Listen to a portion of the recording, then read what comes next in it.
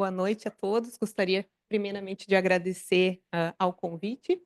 E a gente vai conversar um pouquinho, então, sobre as atualizações do 7º Simpósio Mundial em Hipertensão Arterial Pulmonar, que aconteceu no ano passado em Barcelona. Então, só contextualizando um pouquinho, esse evento, que é o Simpósio Mundial de Hipertensão Pulmonar, ele é um evento que vem acontecendo periodicamente. O primeiro deles aconteceu em 73, após um aumento expressivo do número de casos de hipertensão arterial pulmonar relacionado ao uso de aminorex e anorexígenos. Então, a partir desse momento, se viu que surgiu um grande interesse pela doença, começou a ser mais estudada e essas reuniões começaram a ser realizadas periodicamente. A segunda reunião demorou bastante, foi 25 anos depois, e a partir disso elas vêm acontecendo mais ou menos a cada 5 anos, sendo que a última, então, foi em Barcelona no ano passado. Sobre, então, definição, classificação e diagnóstico. A definição de hipertensão pulmonar vem se atualizando ao longo dos anos. A gente tinha, até 2018, um critério de média de pulmonar de 25, para a gente fazer o diagnóstico de hipertensão pulmonar, que era um critério empírico. A gente sabe que o valor normal da média da pulmonar é 14 milímetros de mercúrio, mais ou menos 2 desvios padrão, de maneira que o valor máximo, então, seria 20. Porém, se definiu arbitrariamente esse critério de 25 e considerava-se, entre 21 e 24, uma zona cinzenta, um limbo. Da mesma maneira, aconteceu com a resistência vascular pulmonar, que o ponto de corte para definição era de 3, e desde da publicação de 2022, aqui do guideline da Sociedade Europeia e da ESC, foi baixado para 2. Então, atualmente, os critérios diagnósticos de hipertensão pulmonar são esses, né? Então, uma hipertensão pré-capilar é definida com média de 20 e resistência de 2 e pressão de oclusão normal, e a hipertensão pulmonar pós-capilar, 20 e resistência normal com capilar aumentada. Além disso, voltou a entrar nos critérios a hipertensão pulmonar relacionada ao exercício, que é algo que já esteve em critérios, em guidelines antigos, e aí posteriormente foi retirada, e agora com novos estudos com ergospirometria invasiva, esse critério voltou para as definições. E aí, então, a gente tem esse conceito atualmente, que é a hipertensão pulmonar inicial, ou early PH, que essa é a hipertensão pulmonar que se caracteriza por média entre 21 e 24 e resistência vascular entre 2 e 3 Woods. E aí, o que acontece? A gente tem critérios hemodinâmicos diferentes para diagnóstico e para tratamento, porque, no momento, o guideline não recomenda o tratamento dos pacientes nessa condição, apesar deles já terem diagnóstico estabelecido de hipertensão pulmonar, porque, na verdade, não se tem estudo mostrando que existe benefício. Todos os estudos em hipertensão pulmonar foram realizados com a média de 25. Então, as publicações atuais não suportam esse tratamento. Porém, sabe-se que pacientes que têm essa apresentação hemodinâmica, eles têm desfechos, têm mortalidade diferente de quem tem uma média abaixo de 20. Então, questiona-se isso, inclusive situações em que a gente faz rastreamento de hipertensão pulmonar, como esclerose sistêmica, ou que a gente não faz rastreamento, mas que a gente sabe que tendem a ter uma progressão dessa hipertensão pulmonar, como nos pacientes cirróticos. Questiona-se se não haveria benefício, então, de iniciar tratamento nessas condições. E aí a gente tem alguns estudos aqui que levantam essas dúvidas, né? Então, esse aqui foi o EDITA Study, que foi um ensaio clínico randomizado duplo cego, que comparou o efeito da ambrisentana na média da pulmonar em pacientes com esclerose sistêmica. Ele incluiu 38 pacientes, com média entre 21 e 24, ou utilizando um critério antigo de 30 no exercício, que esse estudo é mais antigo. Então, os pacientes usaram ambrisentana 5 a 10 miligramas versus placebo e fizeram a avaliação inicial e após 6 meses. E o que eles viram nesse estudo? Não houve diferença na média da pulmonar, porém, houve progressão de 3 pacientes no grupo placebo para hipertensão pulmonar propriamente dita e nenhum paciente no grupo ambrisentina. A gente vê aqui a linha azul é o placebo e a linha vermelha é a ambrisentina, então aqui é a média da pulmonar. A gente vê que existe essa tendência a uma manutenção de média de pulmonar mais baixa no grupo ambrisentina do que no grupo placebo, apesar de não ter sido significativo. Também houve melhora da distância do teste de caminhada no grupo da ambrisentina, 21 metros em relação ao grupo placebo, que perdeu 16 metros, e a ambrisentina também mostrou melhora em desfechos secundários, como índice cardíaco e resistência vascular pulmonar. Então, a gente vê que existe essa tendência, porém, os resultados não foram significativos. E o ano passado foi publicado esse protocolo aqui de um ensaio clínico randomizado que está sendo realizado com sildenafil para Early Pulmonary Vascular Disease em esclerose sistêmica, que é o CEPVADIS. Também é um ensaio clínico randomizado duplo cego, controlado por placebo, então esse aqui é um fase 2. É o sildenafil, utilizado em pacientes com esclero, alvo de inclusão de 30 pacientes, ele está sendo realizado em 2 centros nos Estados Unidos. Inclusão de pacientes com média, então, entre 21 e 24 e sem grupo 2 associado. O desfecho primário é a mudança no teste de caminhada após 16 semanas. E depois desse estudo, então, a ideia é realizar, né, o fase 3 para dar seguimento nessa investigação. Então, essa situação está sendo estudada, provavelmente aí nos próximos anos teremos respostas sobre o benefício ou não de desfechos a longo prazo em tratar esses pacientes. Com relação ainda à definição, o documento traz esse conceito aqui de hipertensão pulmonar não classificada, que é a situação em que nós temos média da pulmonar elevada, com resistência vascular pulmonar e pressão de oclusão normais. Então, é um paciente que não vai se classificar nem em hipertensão pulmonar pré-capilar, nem em pós-capilar. São situações que a terapia para HP não está indicada e a gente vai ter que avaliar condições associadas que gerem autodébito. Então, pacientes cirróticos, paciente com hipertireoidismo não compensado, pacientes que eventualmente têm uma cardiopatia congênita com shunt, mas que ainda não gerou repercussão em resistência vascular pulmonar. Então, são pacientes que é importante a gente avaliar essas condições, mas não são pacientes que vão ter benefício com tratamento com terapia específica. A classificação de hipertensão pulmonar também sofreu algumas atualizações nesse documento. Eu vou me limitar aqui apenas às mudanças que foram feitas na classificação de grupo 1 mesmo, de hipertensão arterial pulmonar. Então, basicamente o que mudou na classificação está relacionado aqui os respondedores a bloqueadores de canal de cálcio, que são um grupo específico, então, de hipertensão pulmonar, que até 2018, no 6º simpósio, era classificado como um item à parte aqui. A partir de 2022, eles passaram a classificar como um subgrupo da idiopática, então, dividindo em não respondedores e respondedores agudos ao teste de vasorreatividade. E a partir do 7º simpósio, eles voltaram à terminologia lá de 2018, com respondedores longos, porém mantiveram como subgrupo da idiopática. E por que eles fizeram todas essas alterações? É uma discussão aí até meio filosófica, né, que coloca para cá, coloca para lá, mostra para a gente que é um grupo que ainda tem mais dúvidas do que respostas sobre comportamento e que a gente ainda precisa entender um pouco melhor. Mas então eles consideram que é uma entidade específica. Esses pacientes normalmente apresentam um melhor prognóstico, eles têm um manejo especial e uma fisiopatologia diferente, e que se caracteriza mais por vasoconstrição, alterações de complacência vascular e não exatamente remodelamento arterial. Só que se sabe também que muitos pacientes perdem essa resposta ao bloqueador de canal de cálcio depois de 1 ano. Então, cerca de menos de 2/3 vão manter a resposta.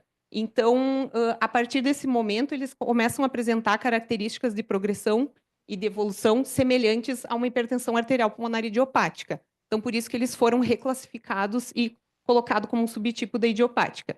E também era o único subgrupo que estava sendo definido unicamente pela estratégia terapêutica inicial e não pela fisiopatologia, que é o que acontece na classificação de todos os grupos de hipertensão pulmonar. Um outro conceito que eles trazem na publicação, então, é sobre hipertensão arterial pulmonar com comorbidades, que é algo interessante, assim, porque a gente tem um perfil mais ou menos traçado na cabeça de quem são os pacientes com hipertensão pulmonar, e aqui eles trazem alguns dados um pouco diferentes, né? Então, o número de pacientes com HP e comorbidades cardiopulmonares pode chegar a ser tão alto como 85%, e mesmo em estudos pivotais, até 50% dos pacientes incluídos tinham alguma comorbidade cardiopulmonar. E a idade ao diagnóstico de hipertensão arterial frequentemente é maior do que 60 anos, aumentando a probabilidade, então, dessas comorbidades associadas. Normalmente, a gente tem a visão de hipertensão arterial pulmonar naquele paciente, principalmente idiopática, né, naquele paciente mais jovem, mulher, e eles estão descrevendo agora, então, uma mudança desse padrão demográfico e orientando que a gente fique mais atento para não perder diagnósticos de grupo 1 nesses pacientes, porque acaba sendo um desafio. São pacientes que vão ter, eventualmente, doenças cardíacas, doenças pulmonares associadas, e que a gente tem que ficar atento, então, para conseguir diferenciar isso. E aí tem esse estudo aqui, que é do grupo do Compera, que é um registro europeu, que inclui vários países da Europa, mas 80% dos pacientes incluídos nesse registro são da Alemanha. E aí eles colocam esse dado para a gente aqui, que de 587 pacientes com hipertensão arterial pulmonar idiopática, novos, né, diagnosticados, 209 tinham entre 18 e 65 anos, que foi o que eles consideraram como jovens, e 378 tinham mais de 65 anos, ou seja, chama bastante atenção, então, esse número elevado de pacientes com hipertensão arterial pulmonar idiopática. E aqui, a gente vê que essa questão do sexo, né, que de 18 a 65 anos, a relação de sexo feminino é de 2,3 para 1, o que a gente não vê nesses pacientes com faixa etária mais avançada. Então, eles colocam como conclusão do estudo aqui que o padrão demográfico está mudando, pelo menos nos países europeus, que a doença é diagnosticada cada vez em idade mais avançada, e que a gente deve ficar atento, então, para não perder esses pacientes. E estudos sobre o perfil hemodinâmico desses pacientes idosos, que pode ser um pouco diferente, até a resposta aos vasodilatadores um pouco diferentes, também vai ter que ser mais estudada. Com relação às drogas com risco associado ao desenvolvimento de hipertensão arterial pulmonar, o que teve de atualização foi, eles colocaram aqui certinho, né, o conceito do que é a associação definitiva, que inclui medicamentos com dados baseados em surtos, estudos epidemiológicos, caso controle ou grandes séries multicêntricas, e a associação possível da medicação com a doença é sugerida por múltiplas séries de casos ou casos com medicamentos com mecanismo de ação semelhantes. Então, o que a gente vê aqui, que a partir de novos dados, algumas medicações que eram consideradas como associação possível lá na publicação de 2022 passaram a ser associação definitiva, e alguns antineoplásicos que antes não estavam contemplados agora estão. Então, na verdade, a mensagem daqui é só sempre lembrar de questionar o paciente na anamnese sobre isso e consultar essa tabela para avaliar se existe alguma droga relacionada que possa estar causando a hipertensão pulmonar.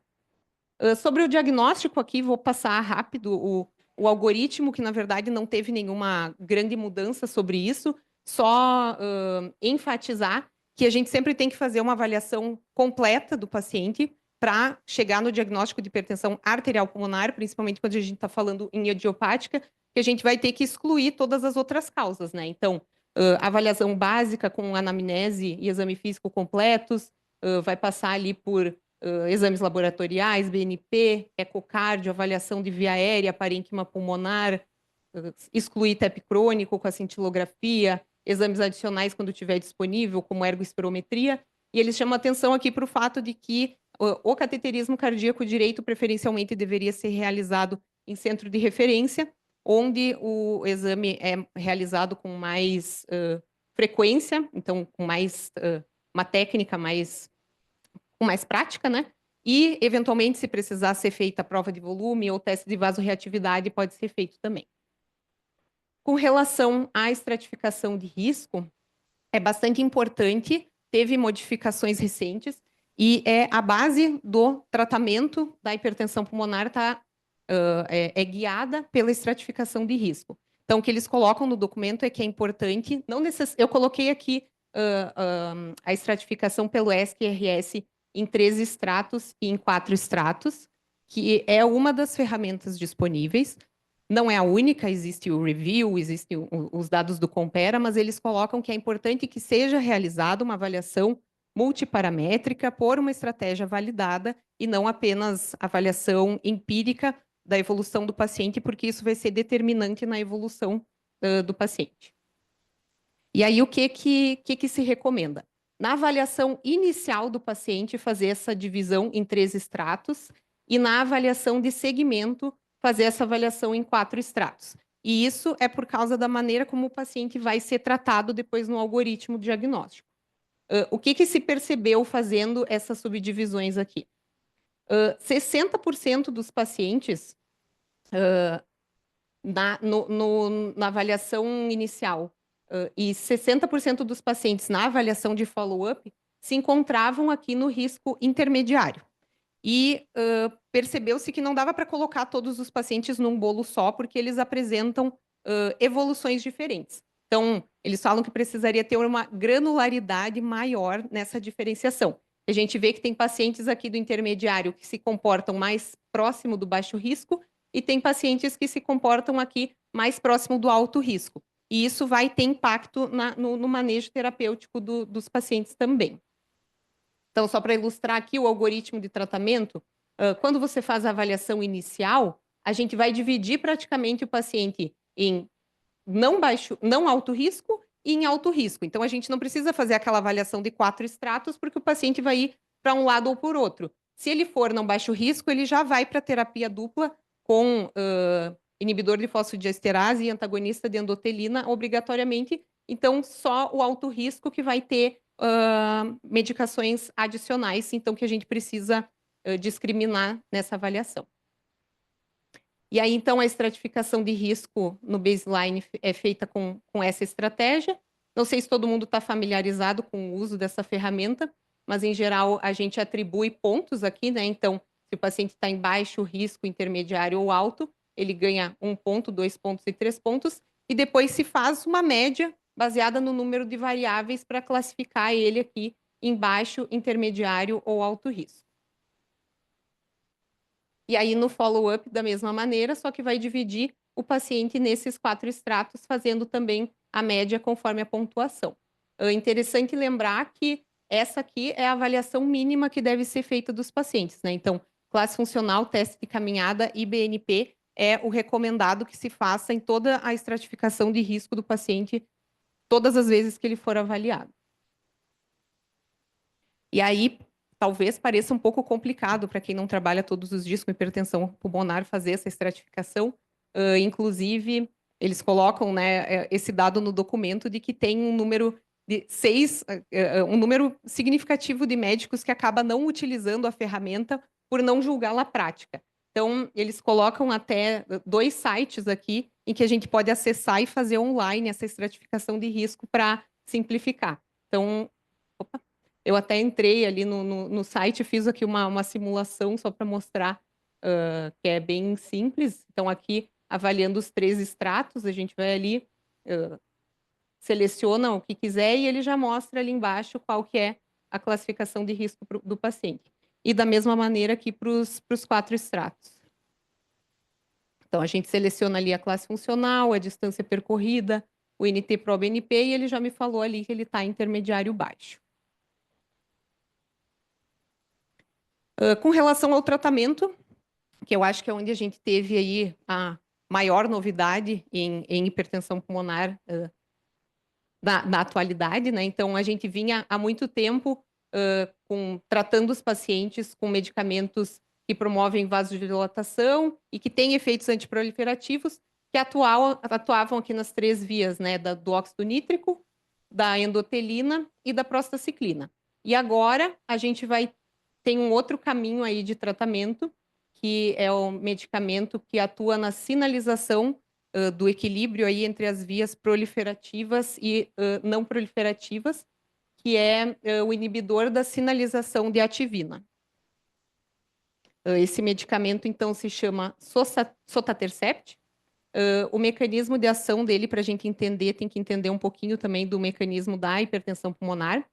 Então, a hipertensão arterial pulmonar ela é associada a uma desregulação desse receptor, que é o BMPR2, que está presente na musculatura lisa e no endotélio.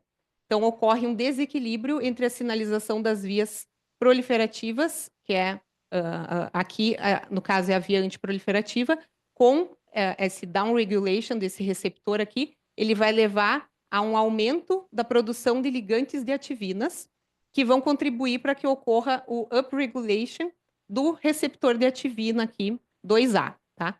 Então, dessa maneira, a gente vai ter esse desequilíbrio entre a via antiproliferativa e proliferativa do endotélio da musculatura lisa. E aí, o que o sotatercept faz? Ele age aqui sequestrando esses ligantes e restaurando o equilíbrio entre a sinalização dessas duas vias. Então, é um mecanismo bem diferente do que o que a gente vinha tratando os pacientes até o momento. E aí, no ano passado, 2023, teve a publicação do estudo fase 3 do sotatercept, que teve aí como endpoint primário uma mudança na distância do teste de caminhada em 24 semanas. A gente consegue perceber aqui bem visivelmente que foi diferente do placebo, né? Então, essa linha é o placebo, essa linha é a do sotatercept. Então, teve um ganho aí de 40 metros no grupo sotatercept e perda de 1,4 metro no grupo placebo. E teve vários endpoints secundários no estudo, eu só trouxe um aqui que chama mais atenção, que é o tempo até o paciente ter o primeiro evento de piora, daí fatal ou não fatal, né? Então, a gente consegue ver aqui que a partir da 10ª semana, as linhas já começam a se separar, e a gente vê aqui que para o sotatercept, a gente teve uma redução de eventos em relação ao placebo, e o hazard ratio aqui foi de 0,16, então, um dado bastante significativo. Então, o algoritmo de tratamento baseado nessa novidade, né, acabou mudando também. Então, como eu já tinha mostrado antes na avaliação inicial, o paciente que não está em alto risco vai começar com terapia dupla, e o paciente que está em alto risco vai começar com uma terapia dupla mais um prostanoide parenteral. Follow-up, então, a consulta de segmento deve ser feita idealmente entre 3 e 4 meses. Se o paciente estiver em baixo risco, ele vai continuar com a terapia que ele está usando. Se o paciente estiver intermediário baixo, a gente vai poder ter opções aí de acrescentar, então, o sotatercept ou prostanoide oral inalatório, então, selexipag e loprost, e pode considerar também o switch entre inibidor da fosfodiesterase e estimulador da guanilato ciclase, que é o Rilsiguat. Se o paciente tiver em risco intermediário alto, pode acrescentar, então, ou o prostanoide parenteral ou o sotatercept. E se o paciente tiver em alto risco, então, vai acrescentar o prostanoide parenteral se ele já não estiver usando, ou o sotatercept se já estiver.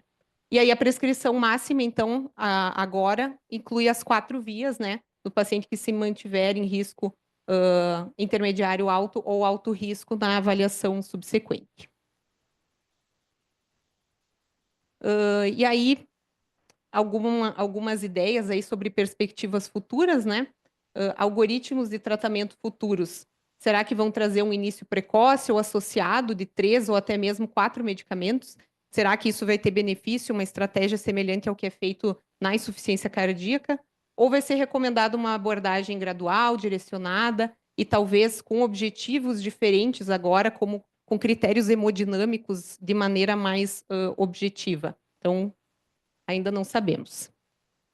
Falando um pouquinho do nosso país aqui, então, que a gente teve de novo foi a publicação, a atualização do PCDT, de hipertensão pulmonar, que aconteceu em 2022, e que trouxe benefícios para a gente também, em termos de terapia. Agora a gente consegue, aí com mais facilidade, já iniciar a terapia dupla para os pacientes, consegue prescrever medicamentos das 3 vias. E com relação ao sotatercept, ele foi aprovado pela Anvisa em dezembro de 2024, está na etapa agora de precificação, que é para sair logo aí, mas até o momento a gente ainda não tem. E aí, posteriormente, vai ser submissão para a Conitec e aguardar, ver se a gente consegue incorporar o medicamento. E aqui eu só trouxe para ilustrar atualmente, então, como que é o relatório específico aqui do Paraná, que a gente preenche para iniciar a medicação para os pacientes. Então, como eu tinha comentado, que a gente já consegue prescrever terapia dupla e, posteriormente, as 3 vias aqui para o paciente em acompanhamento por hipertensão pulmonar. Muito obrigada, fico à disposição.